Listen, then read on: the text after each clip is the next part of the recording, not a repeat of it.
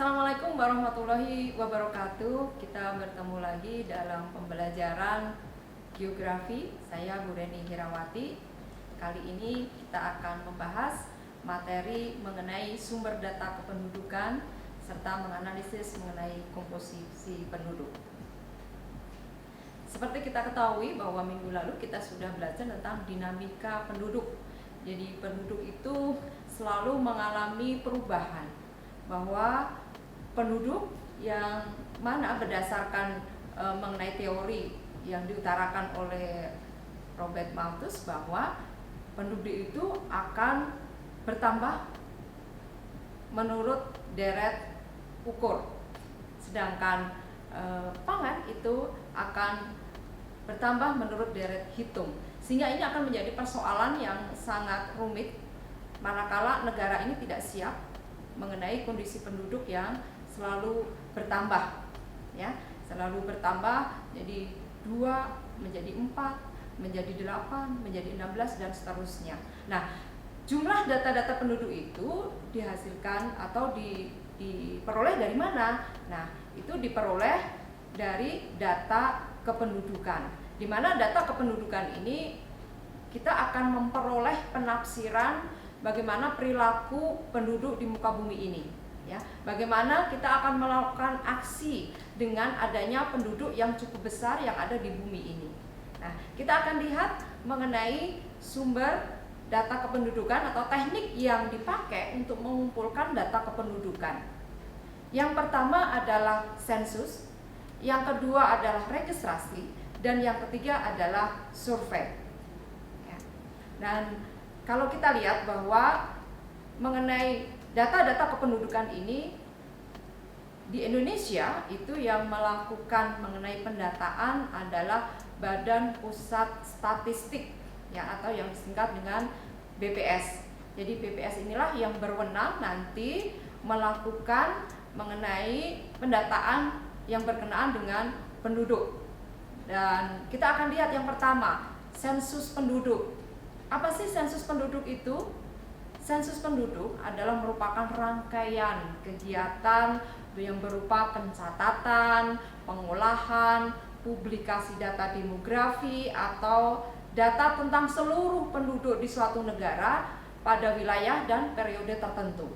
Nah, di Indonesia maka periode untuk pencatatan, pengolahan, publikasi dan seterusnya itu dilakukan 10 tahun sekali. Ya, kita akan melihat bagaimana perkembangan penduduk itu setiap 10 tahun sekali, walaupun dalam hal-hal tertentu bahwa sumber-sumber kependudukan itu tetap terus diupdate, ya.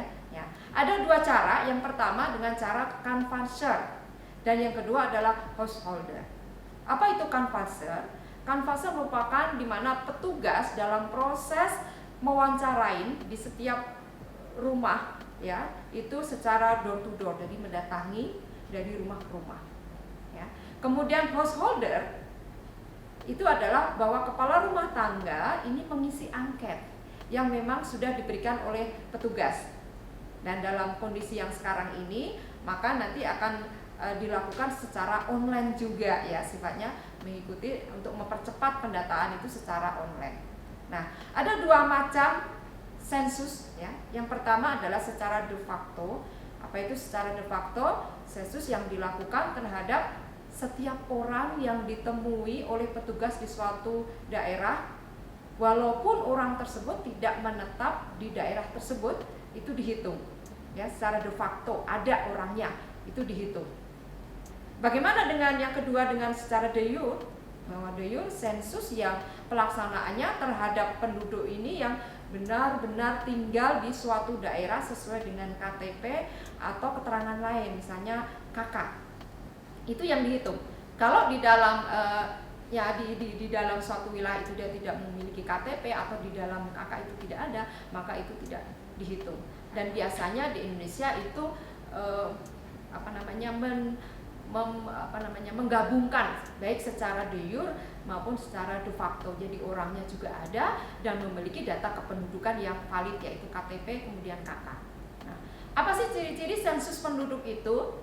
Ya, Sensus penduduk di Indonesia tadi saya sudah jelaskan bahwa di Indonesia dilakukan oleh Badan Pusat Statistik atau Biro Pusat Statistik ya, yang itu mengadep setiap saat perkembangan penduduk ya.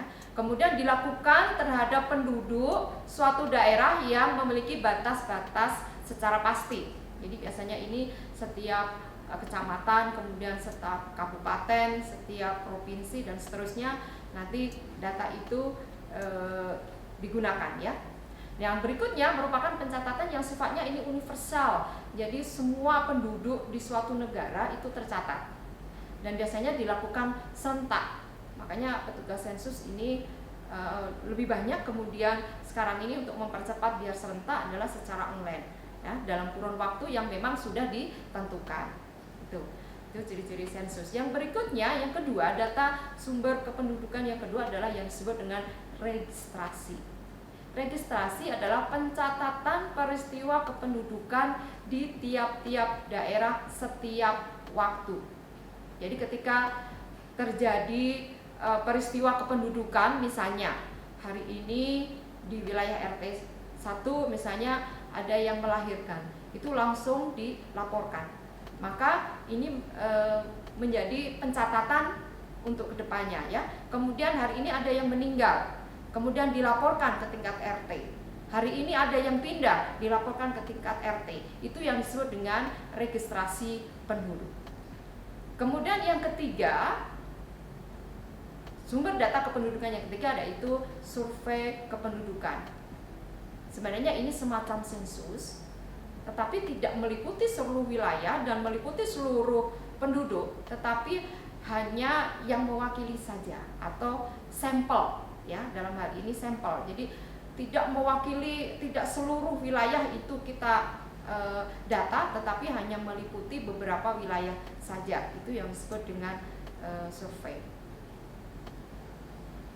Ya, dari data kependudukan yang ada tadi, yaitu yang berupa sensus, kemudian yang berupa registrasi, kemudian yang berupa survei, itu merupakan data-data yang bersifat kuantitatif. Ya, jadi sebenarnya dalam kependudukan itu ada sumber data yang sifatnya kualitatif dan kuantitatif. Yang bersifat kuantitatif tadi ada 3 sumber tadi, maka ini menjadi acuan. Bagaimana kita, yang pertama adalah melihat komposisi penduduk.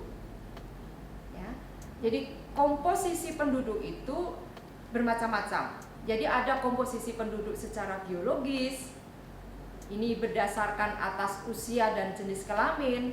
Kemudian komposisi penduduk berdasarkan secara geografis, ya biasanya tinggal di desa, di kota, ya.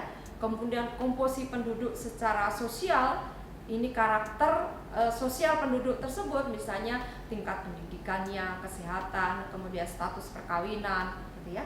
Kemudian yang berikutnya adalah komposisi penduduk ekonomi. Kita melihat mata pencaharian penduduk, misalnya apakah sebagai petani, nelayan, pegawai, dan seterusnya. Nah, dari data yang sifatnya tadi kuantitatif tadi, maka dibuatlah semacam grafik. Ya, grafik. Dalam geografi, maka grafik yang di situ menjelaskan mengenai jumlah penduduk, ya, mengenai masalah kependudukan, ini kita sebut dengan istilah piramida penduduk. Ya, jadi piramida penduduk ini nanti akan menampilkan grafik yang di situ memberikan informasi mengenai umur dan jenis kelamin. Karena kita akan melihat dari tadi komposisi penduduk menurut umur dan jenis kelamin. Ya, nah ada berbagai macam piramida penduduk. Yang pertama, piramida penduduk secara ekspansi atau nama lainnya piramida penduduk muda. Kenapa disebut muda? Dan ini berbentuk kerucut karena usia muda itu lebih banyak dibandingkan dengan usia tua. Ya. Nah, ini biasanya terjadi di beberapa negara berkembang yang jumlah penduduknya usia mudanya itu sangat besar, ya. Kemudian yang kedua, piramida stasioner atau ini piramida yang berbentuk granat. Nah, di mana ini seimbang antara usia muda, kemudian usia produktif, kemudian usia tua itu seimbang. Biasanya ini ada di negara maju. Nah, berikutnya yang ketiga adalah piramida konstruktif, yaitu piramida penduduk tua.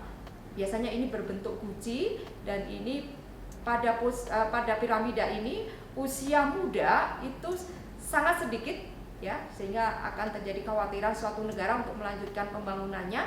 Kemudian di usia tua itu banyak. Nah, kali ini kita cukupkan dulu materi kali ini. Untuk minggu depan silakan kita akan membahas kembali mengenai piramida penduduk ini.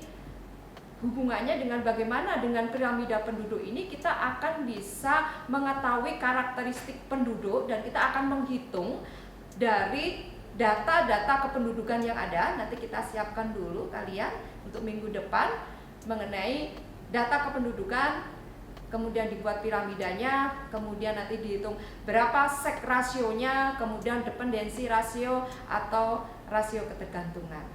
Baik, untuk materi kali ini kita cukupkan sekian. Semoga ini bermanfaat buat kalian, dan kita akhiri.